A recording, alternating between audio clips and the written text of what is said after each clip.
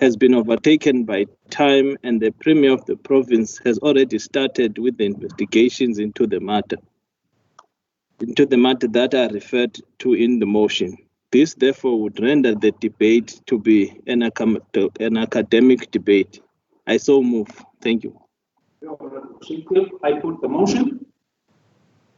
Agreed. Thank you very much. Thank you very much, honorable members. Are there any other notices of motion? Honorable members, there being none, are there member statements for today? Yes, Honorable Chair, A and C. Okay, you are noted, Honorable Member. President Nelson Mandela, I quote, "With democracy, we have the opportunity to ensure that our institutions reflect history in a way that respects the heritage of all our citizens. It is in this context that we need to preserve all our institutions, and failure to do so will be disastrous. The consequences may not be immediately felt, could be costly to our national ideal of a prosperous developmental state. It could be one of the greatest tragedies of our times that might signal the beginning of a failed state. Here I wish to call upon the attention of this august house to a little town called Alice, certainly familiar with all progressive people and structures across Africa, home of one of the most prestigious universities on the continent. University of Hot Hair, one of the oldest disadvantaged universities in South Africa, which has a long tradition of excellence and achievement, currently facing serious challenges. Throughout its history, the institution has launched thousands of graduates into the world who subsequently went on to become important trailblazing figures in politics, head of states, leaders in business and related fields. Some of them even changed the course of countries, including ours. As an interactive partner with the business, government and the community and the schools around us, Fort Hare enhances the culture, quality of life and economic vitality of Alice. A small town plagued by infrastructural challenges, including an ever-recurring flood due to an improper drainage system. In the past, our own ANC government has done a lot to revitalize the institution as well as the surrounding areas, but there is still a lot outstanding. Deputy Speaker, this Heritage Month certainly asking the wholehearted commitment from the legislature, political parties, government departments, non-governmental organizations and communities across this wonderful province to sustain the past glory of Fort Hare as a seedbed for African leadership and intelligentsia. For many millions of people in South Africa and around Africa, even beyond Africa, Fort Hare is not just a university. Alice is not just a place. It is a feeling, it's a hope, it's an aspiration, and it is a reminder to the reversal of inequality and rebuilding of social cohesion.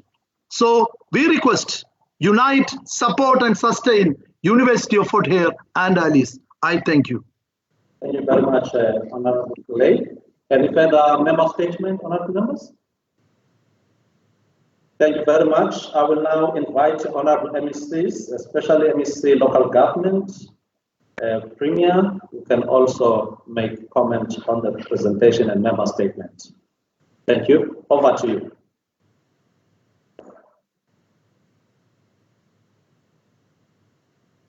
Honorable Mata.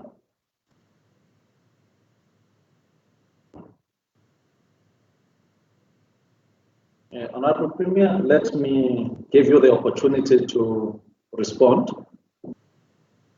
Honorable Omonye is acting Premier today. Honorable members.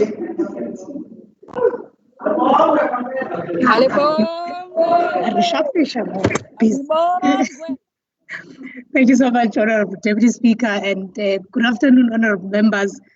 It's such an honor to be an acting Premier for today. I am certainly going to do reshuffling for those who could not come to the House.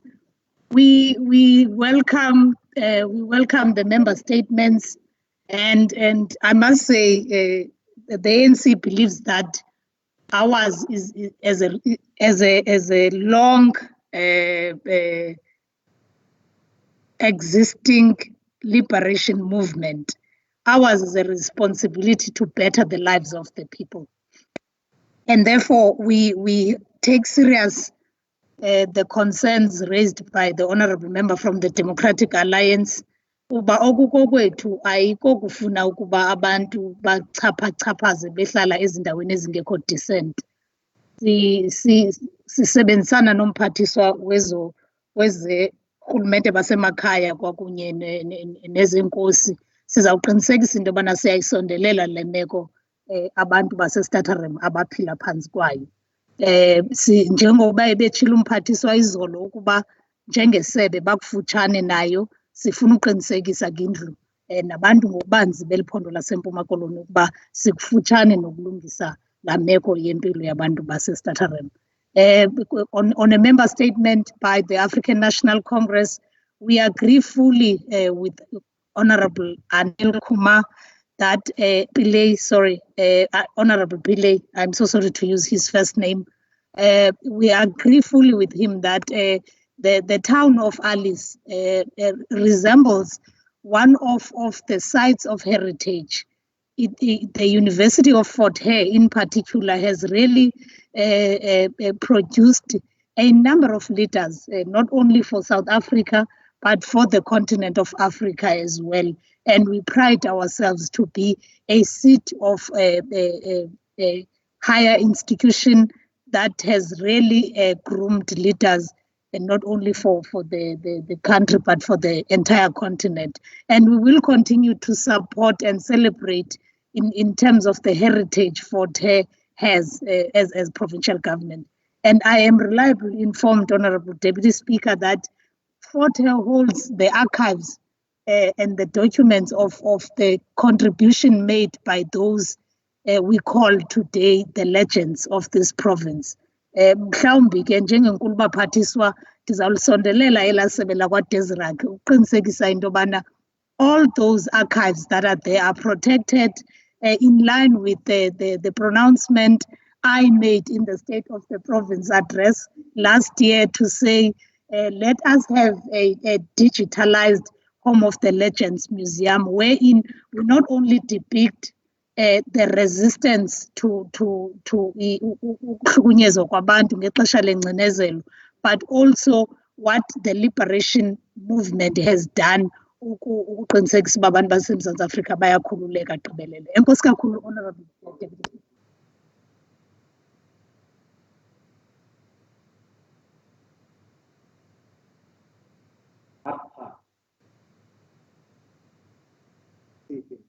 Deputy Speaker, you are muted.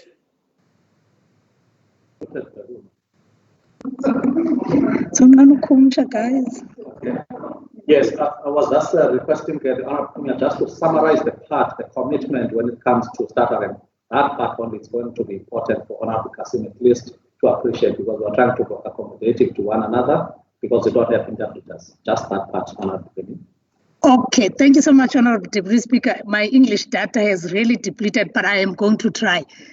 What I said, Honourable Deputy Speaker and honourable members of the House, is that as has been indicated here yesterday by the Honourable MEC responsible for local government and traditional affairs, we as provincial government are getting closer to the situation that is going on in Staterem. We truly appreciate and acknowledge that as a liberation movement, ours is to ensure that we better the lives of the people, and therefore we cannot take pride when people of Staterem are living in unhealthy conditions. And we make a commitment as the provincial government that we will get closer to the situation and give feedback to the House when we have made progress. Thank you so much. Thank you very much, honourable members, for those member statements. It's quite important that the members are given the opportunity to use and utilize.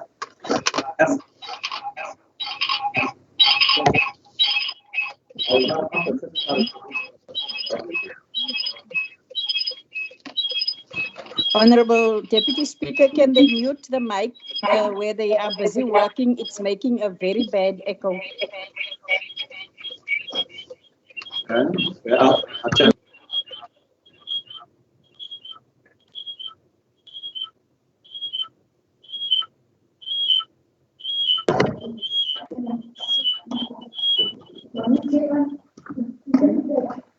Okay. Thank you very much. I will now ask the Secretary to read the first order of the day. Declaration of Special Adjustments Appropriation Bill 2020 Eastern Cape B5 2020 EC. The Honorable Chairperson. Can I request that everybody must mute their mics, including videos, for purposes of sound and quality, and then we can follow the proceedings as they are. Honorable Bimbayi. Honorable Speaker, Honorable Deputy Speaker, Acting Premier, Chief Whip, Honorable Members of the House, Secretary and the Administration, Honorable Members of the House, good afternoon. I am presenting this report on behalf of the Committee of Finance, but Honorable Deputy Speaker, I must first comment that Kokokala Sibane special adjustment for obvious reasons, that is COVID. And because of that, as the Committee of Finance, we felt into amaxesha uba bekungathi ngeyingale special adjustment siyile nakwezinye ii-committees so that zizokwazi ukungqamanisa kwazo zona kunye nee-APPs zazo. But ke Chair siyapresenta apha namhlanje and siyayazi into yoba kuko kokuqala isenzeka. Chair, on behalf of the committee, it is in the opinion of the Portfolio Committee desirable that the Bill, Special Adjustment Appropriation Bill B5 2020 Eastern Cape be adopted without amendments. The committee therefore moves for the adoption of the bill. However, the committee would like to comment as follows in terms of findings. Provincial conditional grants were adjusted downwards by a net amount of about 501 million to respond to the COVID-19 pandemic. Major infrastructure-related projects which are funded through the Provincial Roads Maintenance Grant and Human Settlements Development Grant have been negatively affected by these reductions.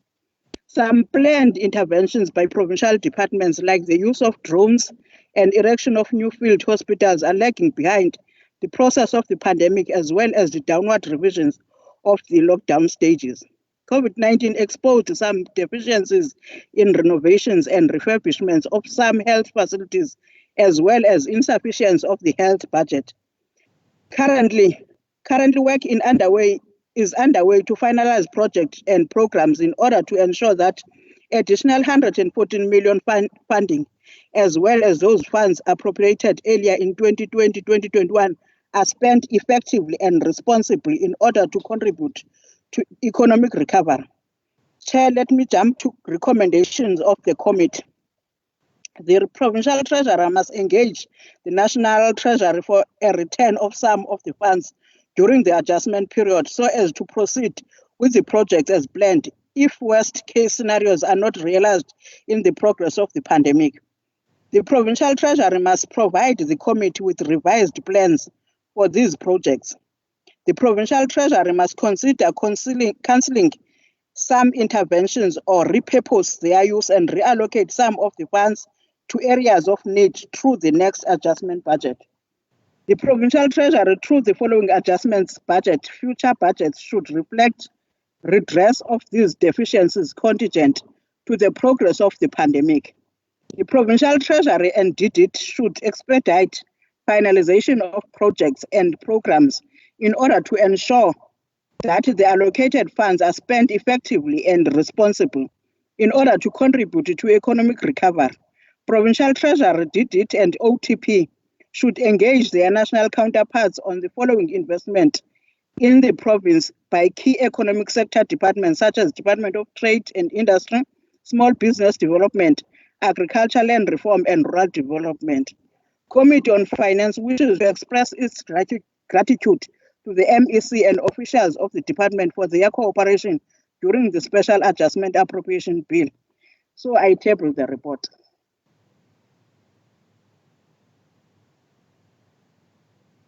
I will now call for debate. Democratic Alliance, Honorable Odenda. Please come to us and make your presentation.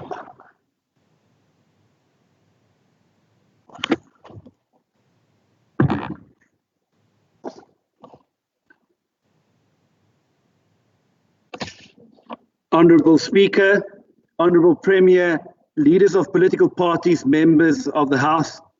In January 2020, ahead of the COVID-19 pandemic, the Honourable Minister of Finance, Mr. Tito Mboweni, warned that if this country could not effect deep structural economic reforms, then it would be game over for South Africa. Fast-tracked to June this year, ahead of the special COVID-19 adjustments budget, and Mr. Mboweni said, we can no longer spend the way we were spending before. We can no longer do things which we had hoped to do before. The economy of the Eastern Cape has not been spared the devastating impact that the COVID-19 lockdown has had on world economies. The province already has the highest unemployment rate in the country at 40.5% and is considered to be the poorest province in South Africa, with gross domestic product per capita some 39% lower than that of the national average. Economists are widely expecting that the second quarter GDP figures, which are expected to be announced later this month, will show that our economy has contracted by as much as 8%. This, Speaker, will not bode well for the Eastern Cape as the poorest province in the country.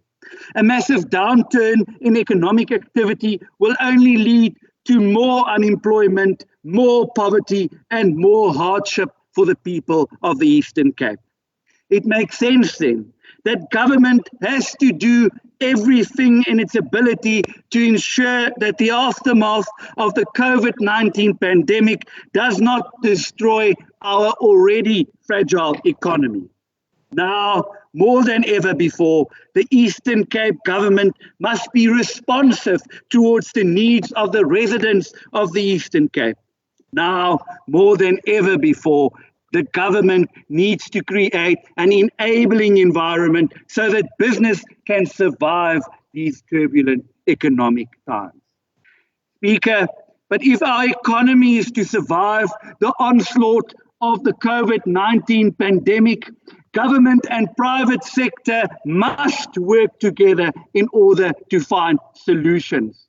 Whilst the Eastern Cape government has a dismal track record of being responsive towards the needs of business in the Eastern Cape, failure on the part of this provincial government to listen and provide support to various sectors in the private sector this time around could prove to be fatal. Speaker, against this backdrop, I am ashamed to stand before this House today and speak on an adjustments appropriation which offers the people of the Eastern Cape no hope at all.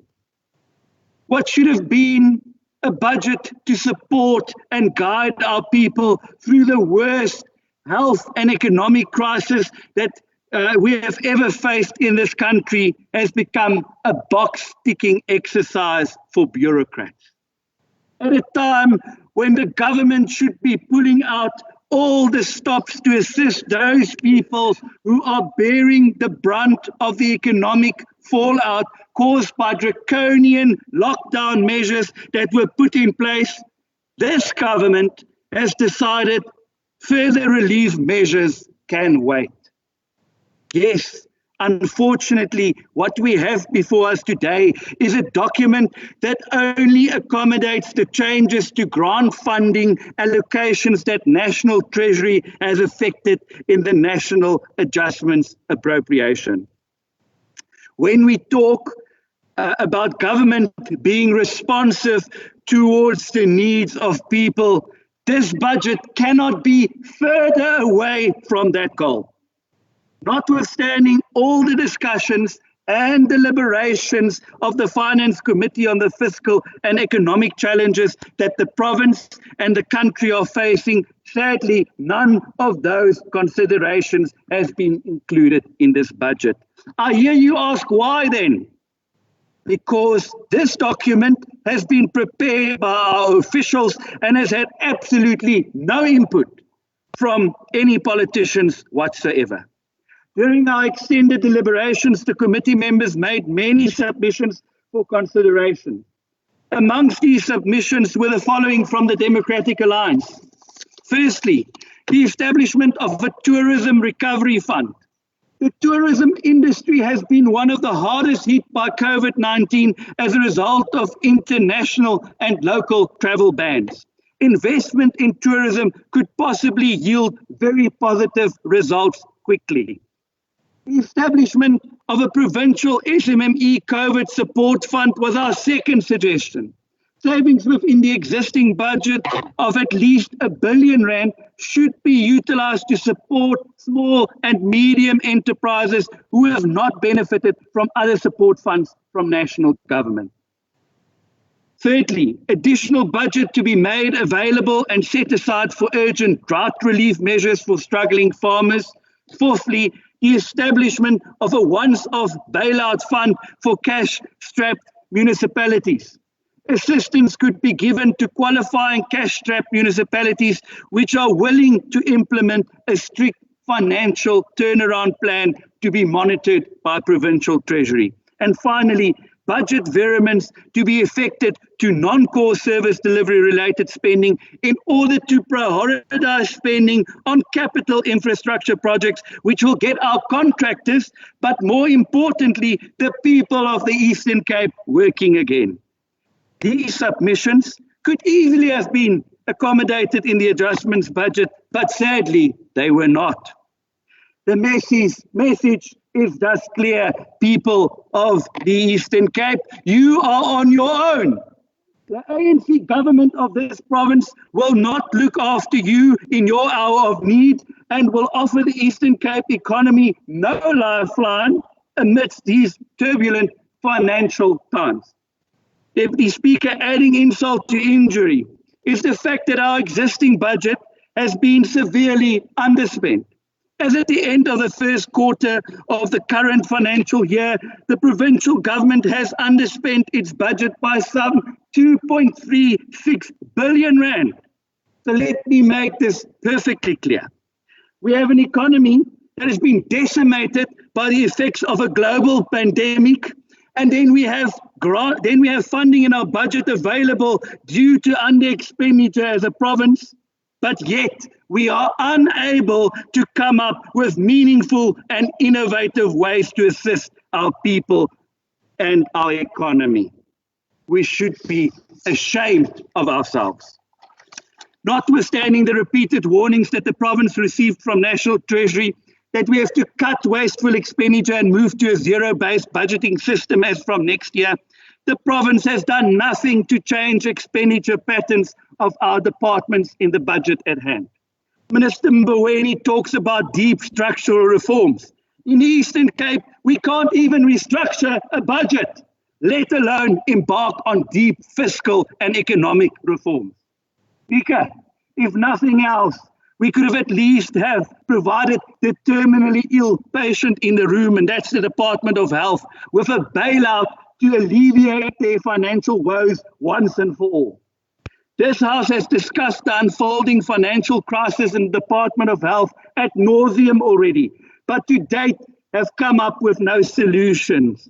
This adjustments budget is yet another golden opportunity to save this department from bankruptcy, but alas, this is not to be. Speaker, this government is no better than the previous ANC government. It is inept, it is unresponsive, and it is uncaring. The Democratic Alliance rejects the adjustments appropriation for lack of credibility and substance during the current economic and socio-economic circumstances. This is a COVID-19 adjustments budget, Speaker, without any actual funding being set aside to deal with the consequences of the COVID-19 pandemic. This is madness. This budget is an insult to the people of the Eastern Cape and bears testimony to the fact that this government has no solutions to the problems of our beloved province. I thank you. Kubo.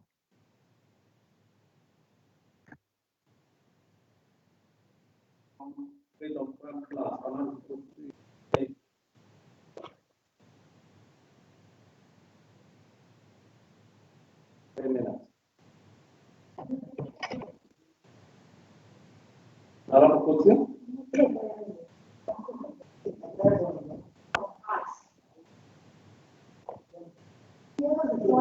I hope that the officials from Treasury are also connected. It's important.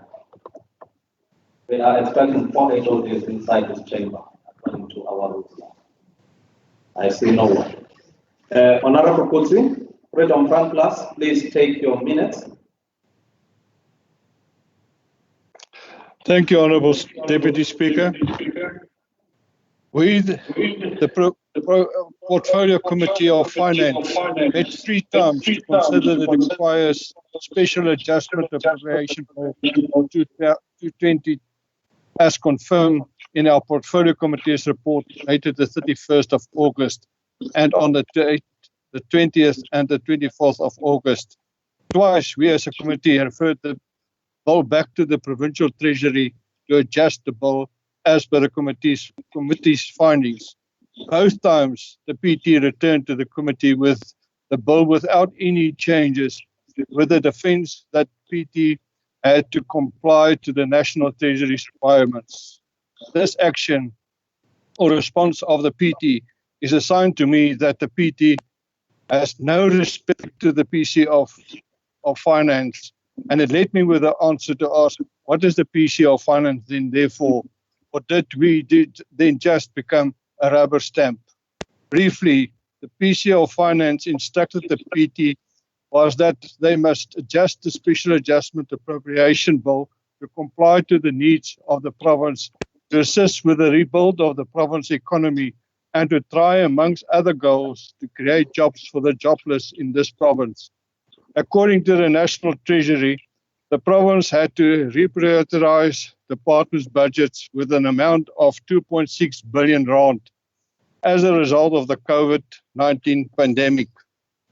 The equitable share of the departments is also reduced with 2.4 billion rand as a portion of the 20 billion to be reprioritized for the provinces. A huge concern with this process is who does the procurement of those projects. Can the departments provide a list of suppliers? The report that the PT has produced does not include the registration numbers or registration dates of the suppliers, with corruption the most condemnable. The Freedom Front Plus would really like to support the report, to support the report of the Portfolio Committee of Finance and the provincial expenditure and its findings, but the report unfortunately includes the adoption of the bill, paragraph 4A and B, and its recommendations. Honourable Speaker, the Freedom Front Plus do not support the Special Adjustments Appropriation Bill of 2020 of the Eastern Cape. Thank you, Honourable Chair. Thank you very much, Honourable Kutsi. I will now invite African National Congress, Honourable Saziwa. 18 minutes. Thank you, Honourable Deputy Speaker. Greetings to all the honourable members in the House, those that are connecting virtually. Honourable Deputy Speaker, I want to start by saying all protocol observed that is in all the economic, reality and truth that we have to satisfy unlimited needs with limited resources. Deputy Speaker, we have just celebrated the month of August. Despite the social ills that women are going through in every day of their lives. As I speak now, I want to plead with all men to refrain from abusing, raping, and killing our women out there, as they don't have rights to life. And their only sin is being female, as if they are born by a lesser law. Deputy Speaker, I say this because we all know that the critical role that women are playing in our community, in our homes and societies in general. The struggle that they had to fight for their voices to be heard. It cannot be correct for them to be treated in this inhumane way.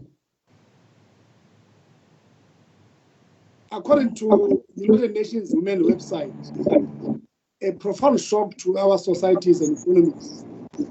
COVID-19 pandemic underscores society's reliance on women both on the front line and at home, while simultaneously exposing structural inequalities across every sphere, from health to the economy, security, and social protection. In times of crisis, when resources are strained and institutional capacity is limited, women and girls face disproportionate impacts with far-reaching consequences that are only further amplified in context of fragility, conflict, and emergencies. Hard-fought gains for women's rights are also under threat. Responding to the pandemic is not just about rectifying long-standing inequalities, but it's also about building a resilient world in the interest of everyone, with women at the center of recovery. Therefore, Deputy Speaker, the saying says, "Watini mama, watini bogoto," must really be put into practice. Deputy Speaker, in line with the Vision 2020 of the National Development Plan, I quote, "We, the people of South Africa, have journeyed far since the long lines of our first democratic election on 27 April 1994, when we elected a government for us all," close quote.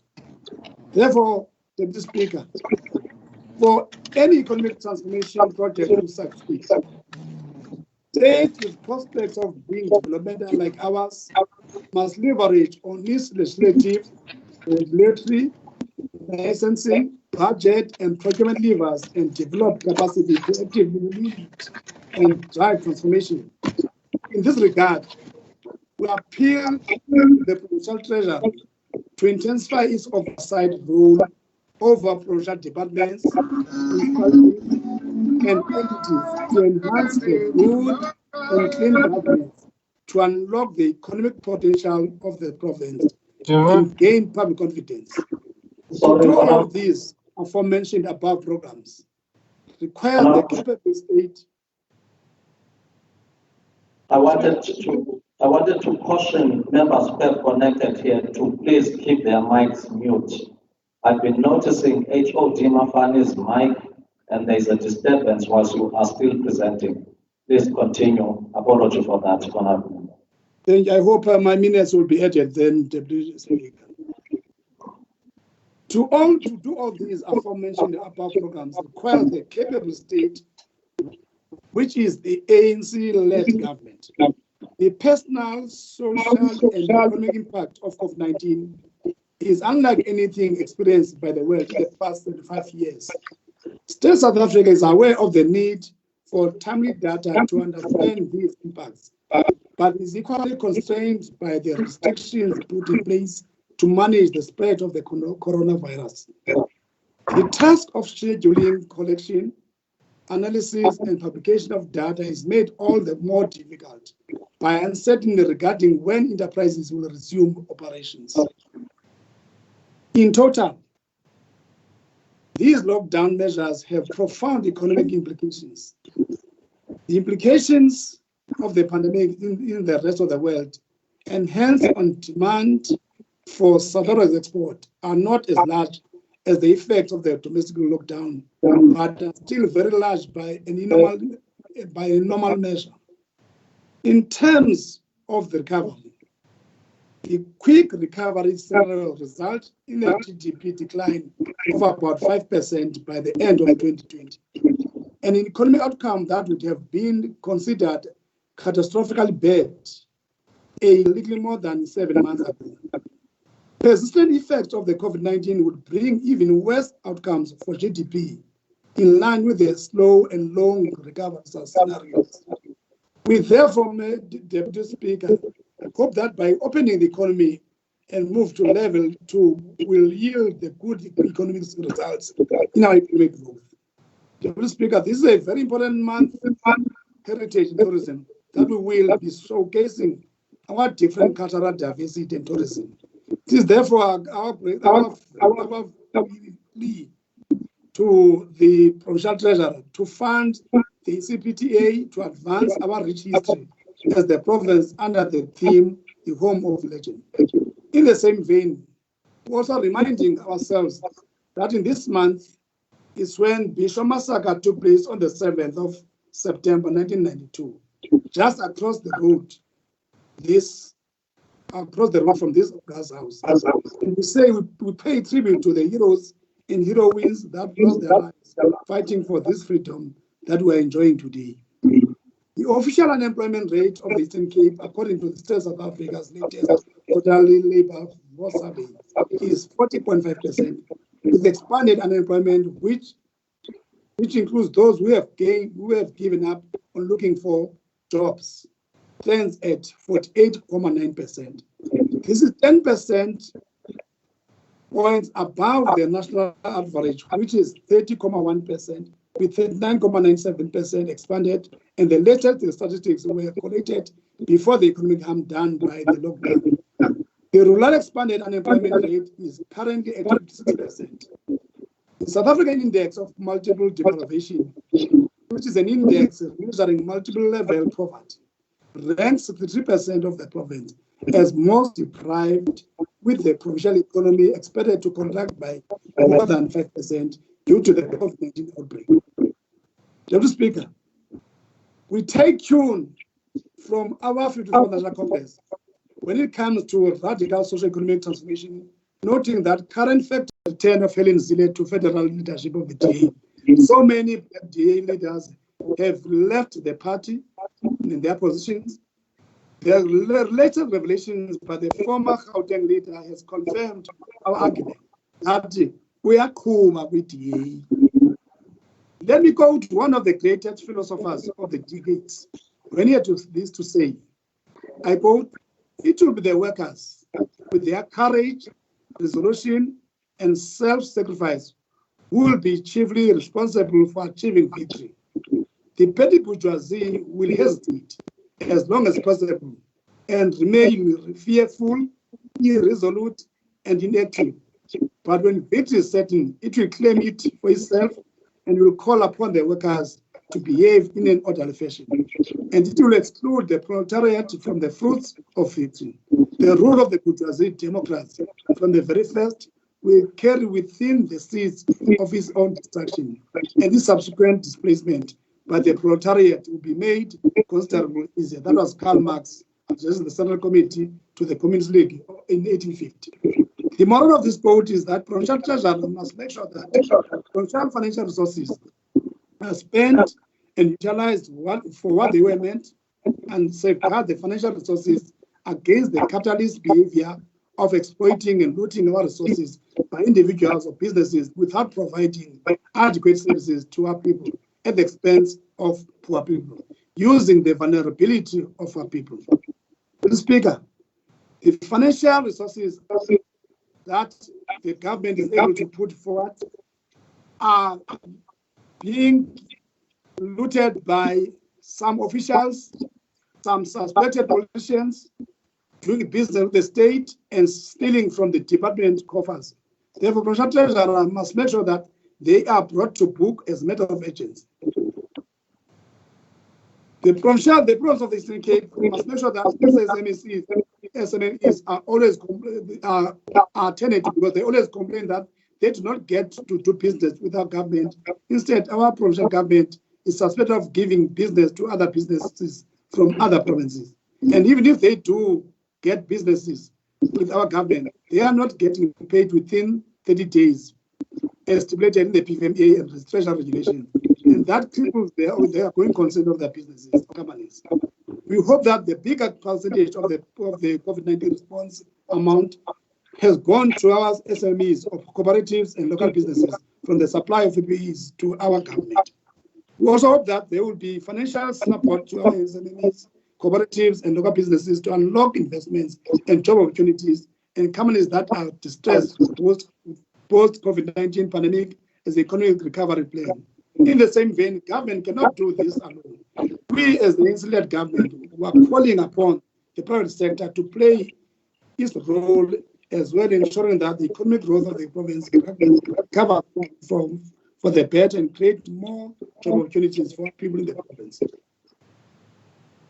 Deputy Speaker, we note that this current budget has these following limitations. The provincial conditional grants were adjusted downward by a net amount of about 501 million rand to respond to COVID-19 pandemic.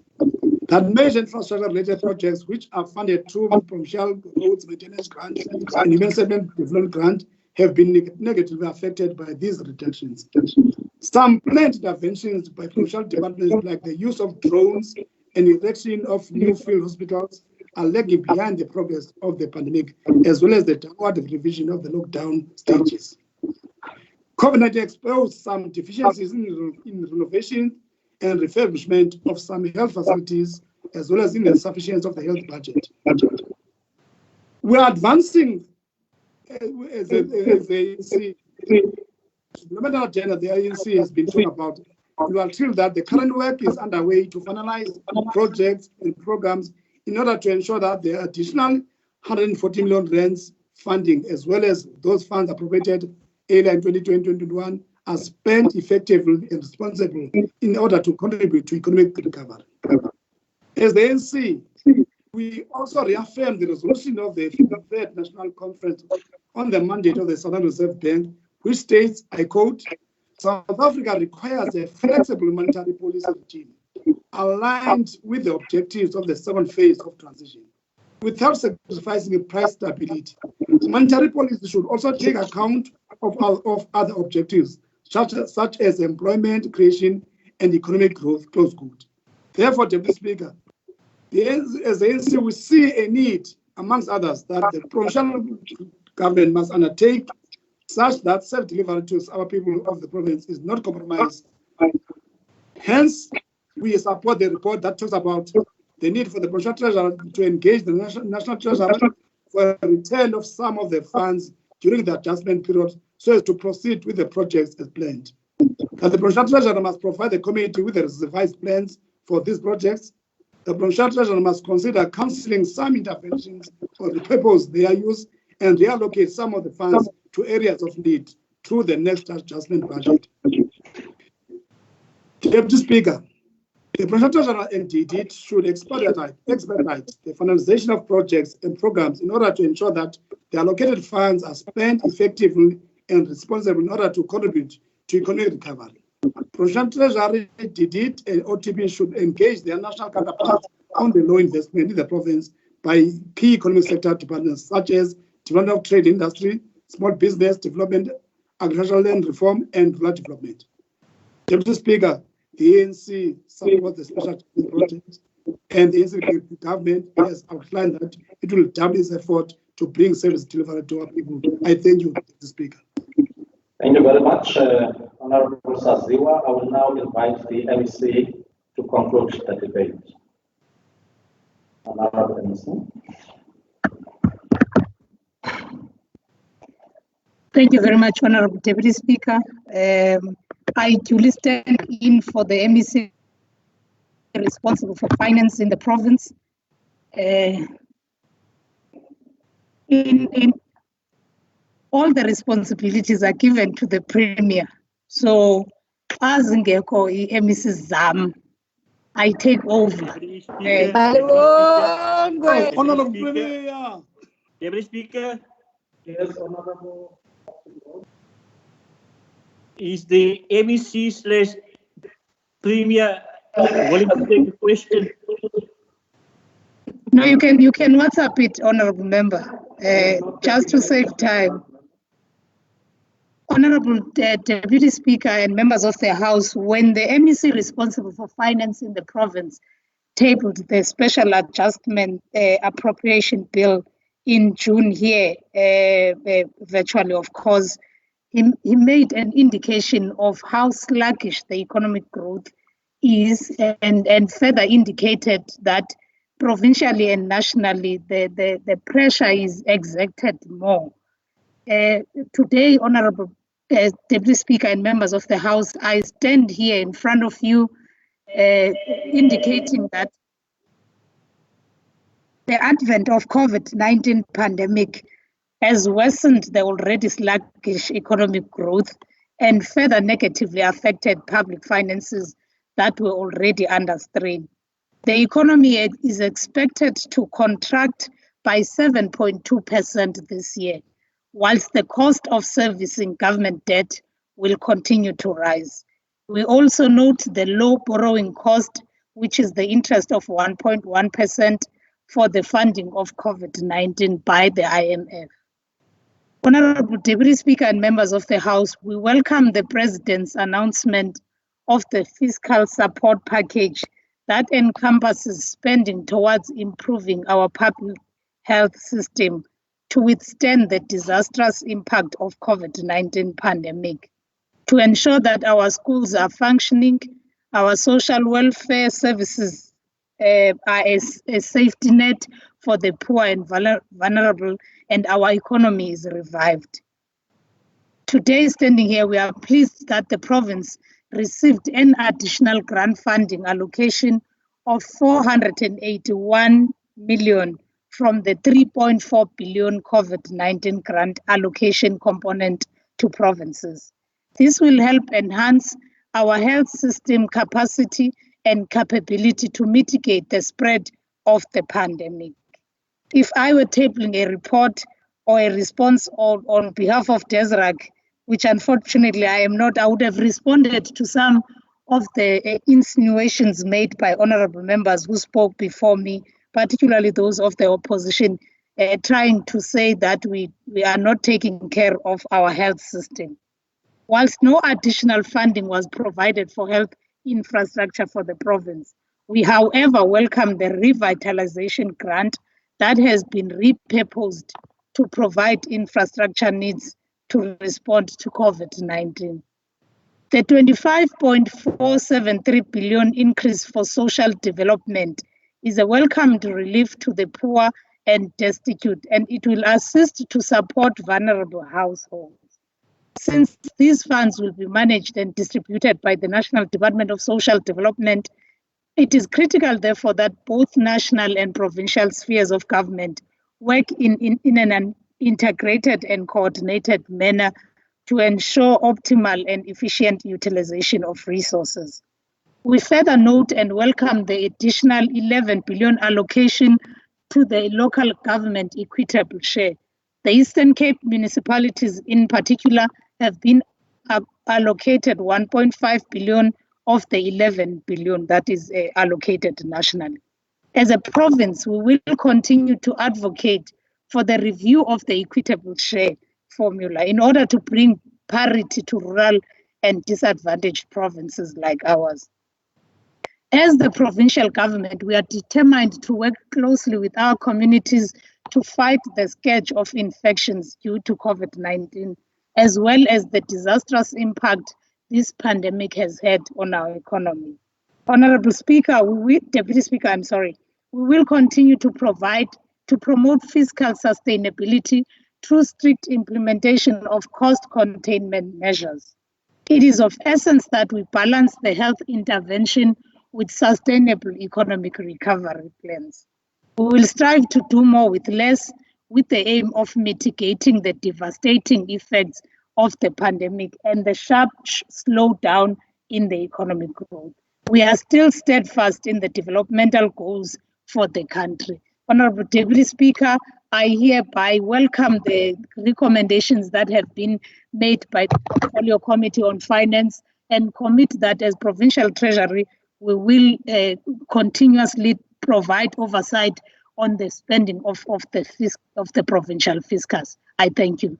Thank you very much, Acting MEC. The Special Adjustment Appropriation Bill 2020-2021 stands referred to the Committee of the Whole House in terms of Rule 158, subsection 5 of the Standing Rules.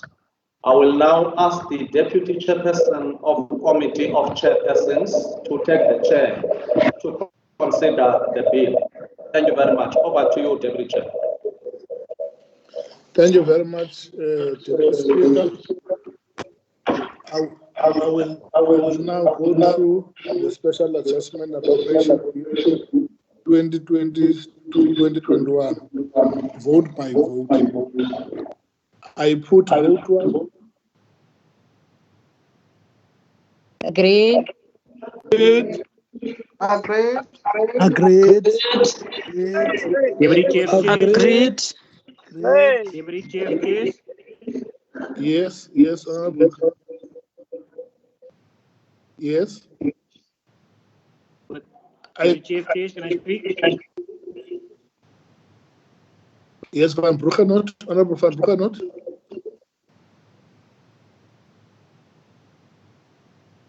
I put vote two. Agreed. Agreed. Agreed. Agreed. Agreed. Agreed. Agreed. Thank you, Honorable members. I put vote three. Agreed. Agreed. Agreed. Thank you very much, honorable members. I put vote for. Deputy Chief. Agreed. Agreed. Deputy Chief. Honorable Broekenhout. Agreed. Okay. Deputy Chief, please note the Democratic Alliance do not support the budget. Okay, noted. Honorable Deputy Chair, Chair of the Freedom Front, please note the Freedom Front's vote also against the bill, please. Notes will be included in the minutes of the proceeding. Thank you, Honorable Deputy. I put vote 5. Agreed. Agreed.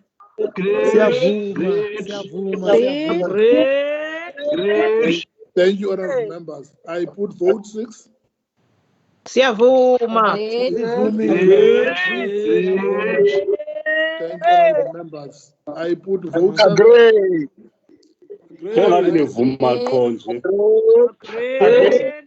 Thank you very much, honorable members. I put vote 8.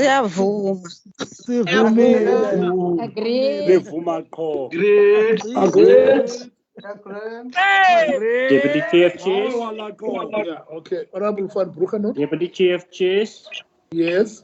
Best as I support a look so you let us in Honorable members, can we just me, ensure that we behave orderly, honorable members? Thank you. So that we can conclude the business. Honorable Broekenhout, I've given you the floor. Thank you, Deputy Chief. Please note the DA object to the entire. Notes will be included in the minutes of the proceeding. Thank you very much. I put vote 9. Agreed. I put vote 10. Agreed. I put vote 11. Agreed. I put vote 12. Agreed. Vote 14.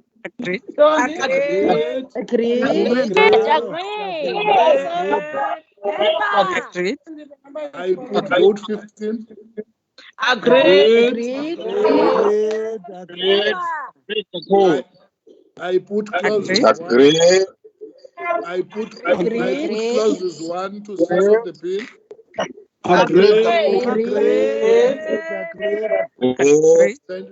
Thank you very much. I put schedules A and B of the bill. Agreed. Thank you. Thank you, honorable members. I put the whole bill. Agreed.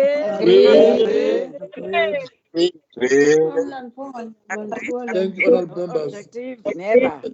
Thank you, honorable members. This now brings us to the end of the proceedings of the Committee of the Whole House on Special Adjustment Appropriation Bill. May I then request certain hands to summon the Speaker back to the chamber. Agreed.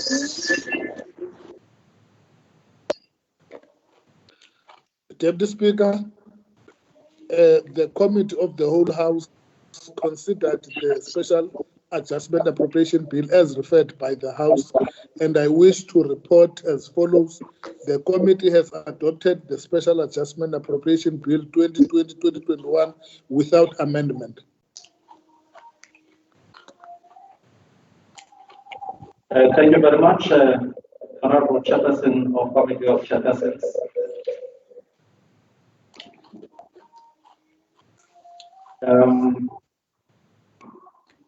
Can I please afford you an opportunity to report progress?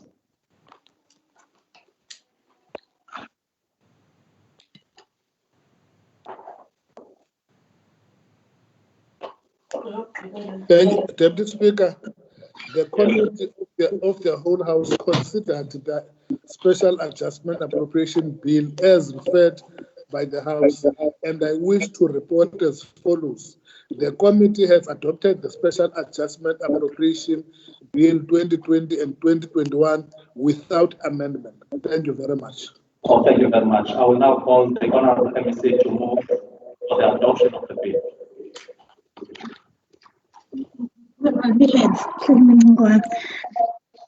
Honorable Deputy Speaker and members of the House, I move that the Special Adjustment Appropriation Bill 2020-21 be passed.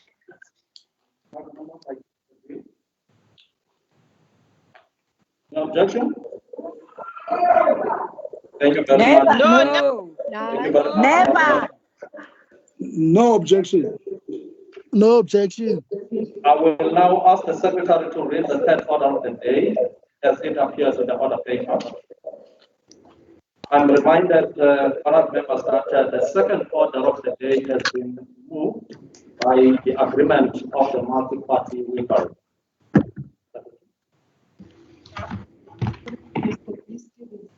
Provincial government must undertake a thorough investigation to the private sector across the board. Honorable Stevenson. Thank you, Honorable Speaker. Let me begin by congratulating the legislature as one of only 3 legislatures in South Africa to adopt the hybrid model, along with Limpopo and the Western Cape. I think this is innovative, and we are making progress with regard to the utilization of technology. And you will have also noted over the weekend that the Democratic Alliance was the first political party in Africa to have a virtual Congress. So as a province, we are leading, and I think this is something we can all be very proud of. The global pandemic that we are currently undergoing has ushered in a new approach to the delivery of services, not only in South Africa, but also throughout the world. It is no longer government as usual, but rather COVID-19 ushering in what one would call the whole of society approach. It requires government, businesses, communities, and individuals to work hand in hand to ensure our society operates smoothly. This can be described as a multi-sectoral or partnership approach to government. One of the most potent ways the government can amplify its impact is to leverage the involvement of the private sector in the delivery of services. Throughout the world, governments are looking for a new approach when it comes to the delivery of services, and this entails unleashing the entrepreneurial spirit of the private sector. The relationship of 3 spheres of government. Honorable Deputy Speaker, could you please ask people to mute? I think I'm being sabotaged. Thank you. The relationship of the 3 spheres of government, specifically cooperative governments, has dramatically changed from what we would typically know to be in South Africa. Cooperative governance has now taken on a new look and a new identity. It is ushered in something new. Government alone, as it is recognized, can no longer solely deliver services. and needs a partnership approach to do so in a cost-effective manner. The current developmental state model is collapsing all around us. One only has to look at how state-owned enterprises are faring, such as SAA, Denel, and Eskom, as well as others. They are no longer financially viable propositions and are a massive drain on the fiscus. To otherwise believe something different is to suffer what is called institutional blindness. What we are doing now is clearly not working, and it urgently needs to be changed.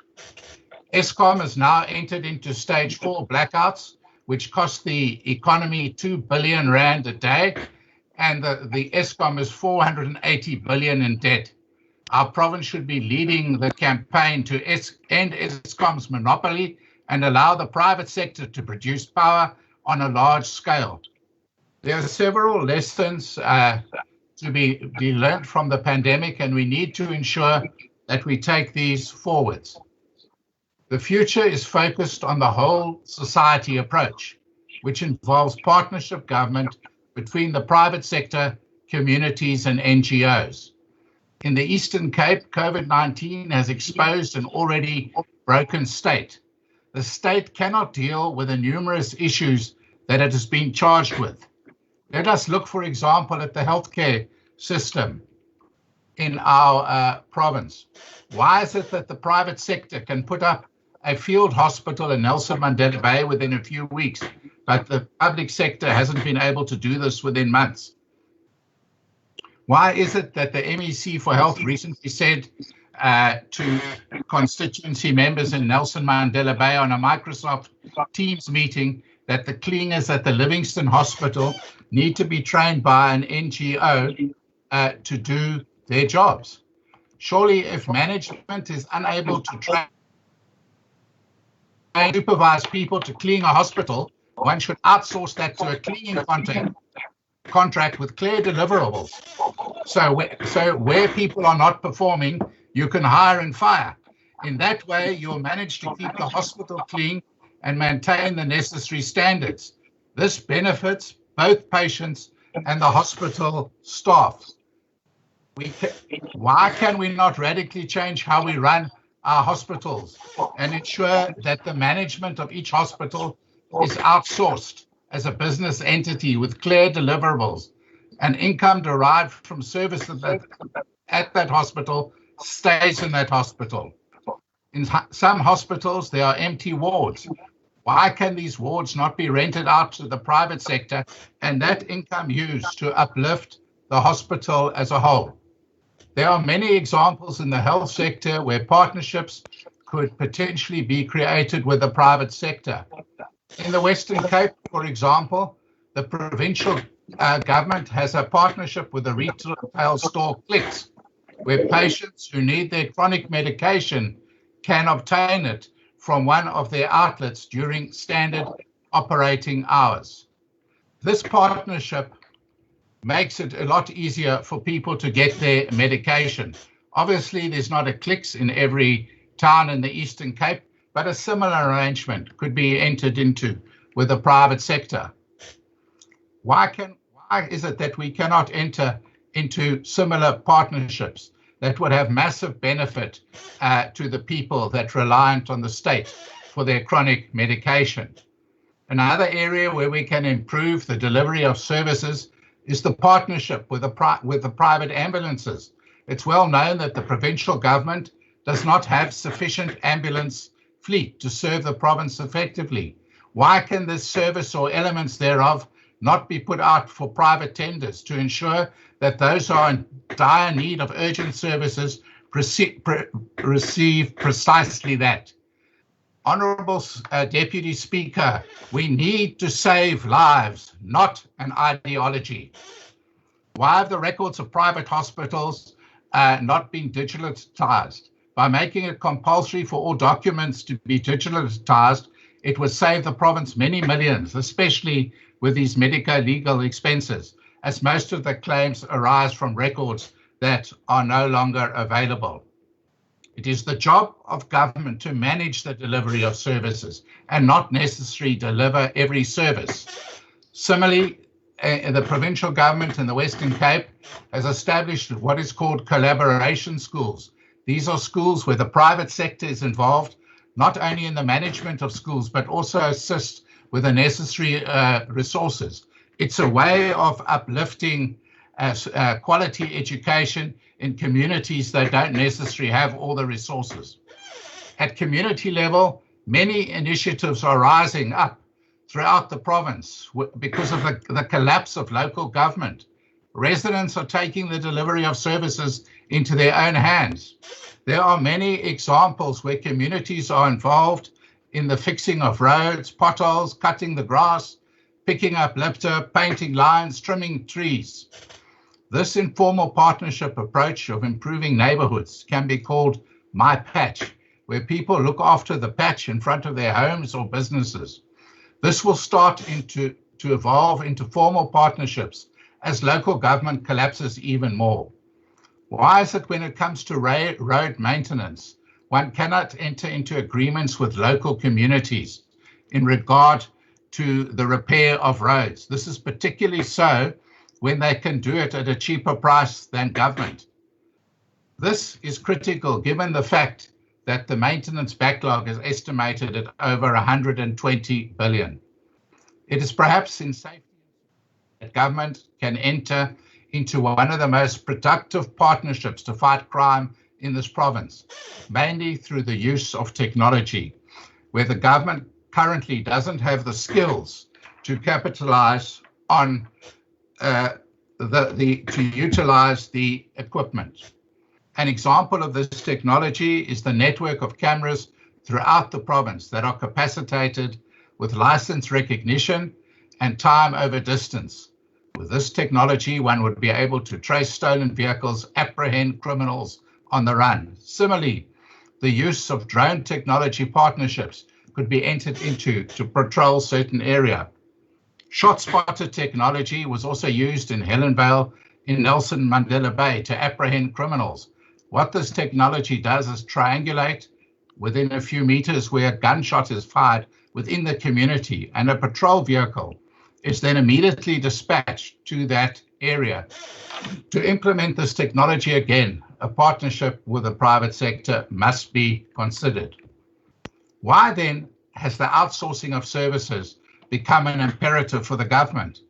Simply put, we need to look for cheaper ways to carry out the functions of government. The current model with the massive cost of COE is unsustainable given the fiscal realities of South Africa. Compensation of employee amounts to 65.7% of the entire budget. The cost is very high, but the average citizen of the Eastern Cape bitterly complains about the standard of services, whether from provincial or local government. Cash-strapped municipalities are battling to pay their employees because the cost of COE is so high. The average wage in the public sector is 40% higher than the average wage in the private sector. A higher wage bill is going to eat up more and more resources that should be there for the delivery of services. Tax revenues are shrinking along with our economy. The provincial economy is scheduled to shrink by 5.5% this year. The expanded rate of unemployment is now 48.9%, and in non-metro areas, it is at 56.5%. A partnership approach to government could result in providing increased employment at a much lower cost than high-paying public sector jobs.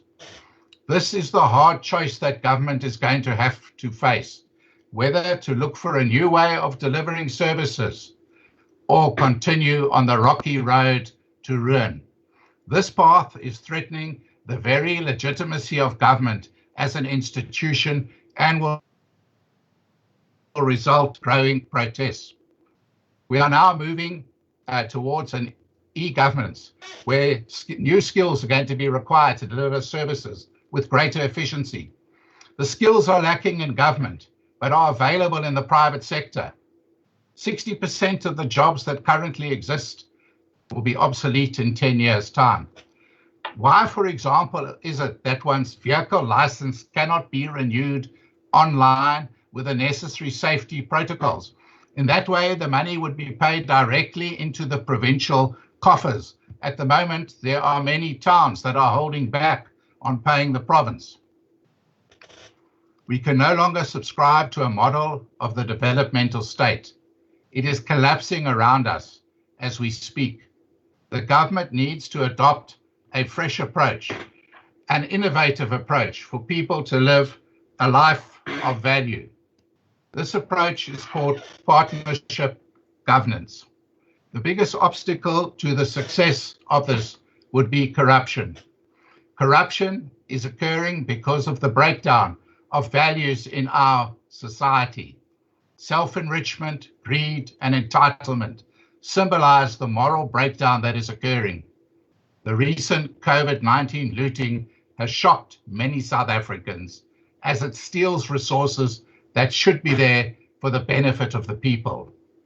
Unless one deals decisively with corruption, it will create instability that can erupt into violent protests that can destroy the very foundation of our society. We need to halt the descent into the abyss of a corrupt, criminal, and incapable state if we are to make any progress in the Eastern Cape with regard to partnership governments. We need to eradicate corruption.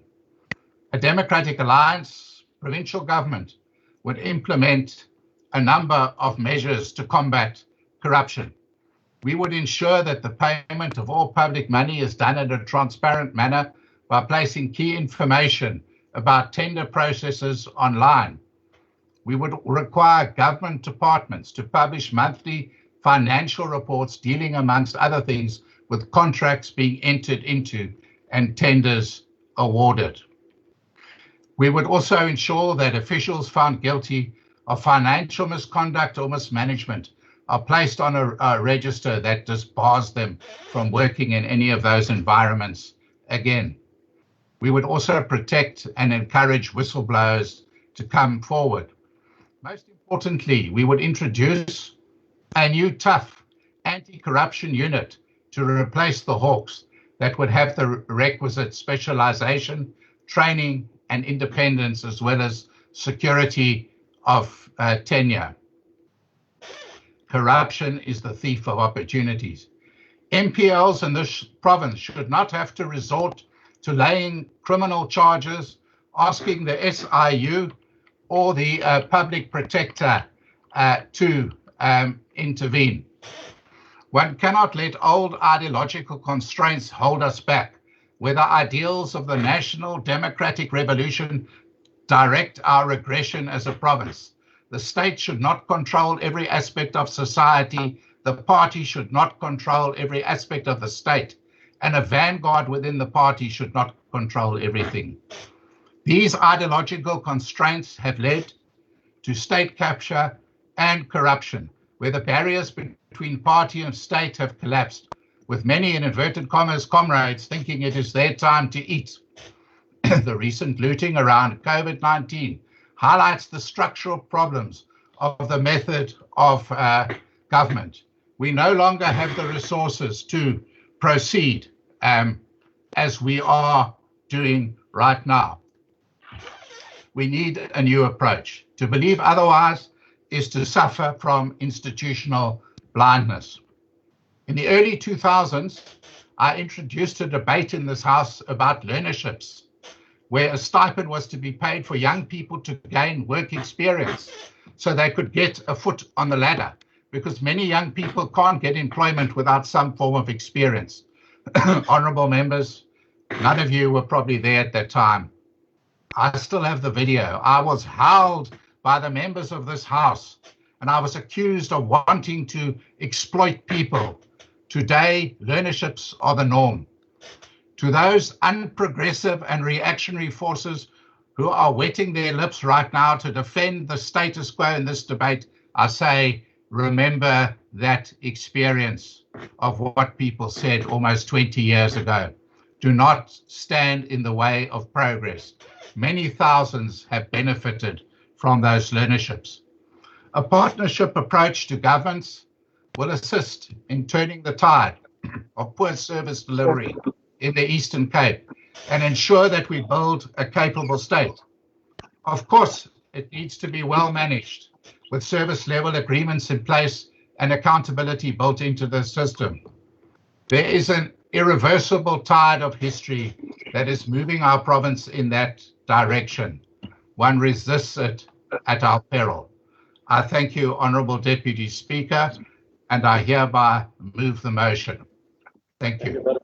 Thank you very much, Honourable Stevenson. I will now call upon Honourable Notni from Democratic Alliance.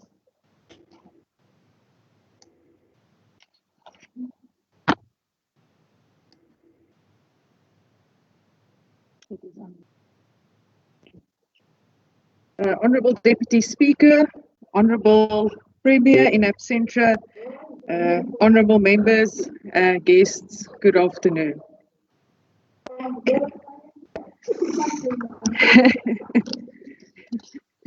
Well, you're very, very capable stand-in. Honourable Deputy Speaker, due to South Africa's continuous transformation agenda over the past nearly 3 decades, so the time has also come for us to usher in a new approach to delivering services. The approach of delivering services to communities by government, namely that of the traditional method known as cooperative governance, has become largely inadequate to provide to the needs of all people. Over the last 2 decades, due to many factors such as population growth, unemployment, and poverty, the demands of the people in terms of services that they require from government has increased exponentially. The fact is this: government alone is not capable of carrying the burden. We need an approach to governance that will encapsulate all efforts by government, the private sector, civil society, non-governmental organizations, the international society, and even individuals. The approach is that known as global governance, or as Honourable Stevenson likes to refer to it, the whole society approach. The existence of the state hinges on facilitating the common good in society. Being able to do so requires government to structure itself in the most optimal way possible in order to use resources in the most efficient and effective way possible to ensure the fair and equitable distribution of services and to accomplish certain strategic objectives. Because at the end of the day, government is a collective entity in the pursuit of collective objectives. In particular, the responsibility of the public sector within the democratic development state must be considered in light of continuous transformation as an active national incident since the adoption of democracy in 1994. The existence of continuous transformation agenda plays an absolutely vital role, together with a high-performance public sector, in enabling the achievement of South Africa's social contract and developmental goals. Now, a developmental public sector enables aspects such as economic growth, planning, management, and directing transformation initiatives towards focused economic attainment. The establishment of interactive networks between the state and the markets,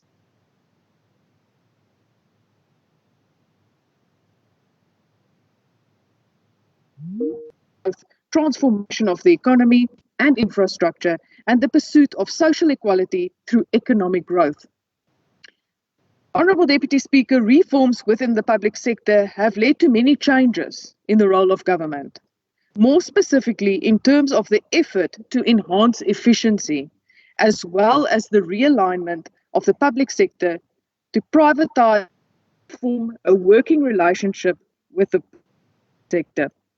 The ability of the private sector, for example, to establish a state-of-the-art field hospital in Nelson Mandela Bay is only one example. But the benefits of fully utilizing an approach such as partnership governance or global governance will bring with it tremendous benefits and increase the reach of what we as a nation is capable of achieving. We are all accustomed to the traditional method of governance known as cooperative governance. The current South African government has expanded the word government as it relates to cooperation, and where the use of the concept cooperative governance is emphasized, another active dimension is added in terms of which social partnerships are forged with society to ensure the delivery in terms of national priorities. However, over the past 3 decades, various challenges have been identified in terms of this traditional model in achieving effective cooperative governance in South Africa, which is why the current method of state-led governance and development is falling short. I will mention a few of these challenges. Firstly, the system of intergovernmental relations in South Africa intrinsically requires the 3 spheres of government to build strong but flexible, goal-orientated partnerships that promote collaboration with diminishing performance and accountability, without diminishing performance and accountability. This can, however, only be achieved if political office bearers and public officials undertake what is known as a paradigm shift in terms of their mindsets in order to embrace the spirit of cooperation. The other challenge is that national and provincial spheres of government in South Africa form institutional structures to facilitate sustainable development. But local government is perceived to be the delivery agency for the developmental programs and projects. In reality, Honourable Deputy Speaker, the intergovernmental relations system is hampered by 2 major deficiencies. The first is a degree of uncertainty which exists in terms of many government processes and structures with regards to their roles and interrelationships within the system of government. And secondly, that the management of service delivery programs is plagued by jurisdictional issues between departments, organs of states, or spheres of government when policy priorities cut across ministerial mandates and traditional policy fields. This results in poor integration of services at community level, duplication, and an inability to establish collaborative partnerships where joint action is required. There still seems to be a shortfall in terms of simply extending cooperative governance framework beyond government to include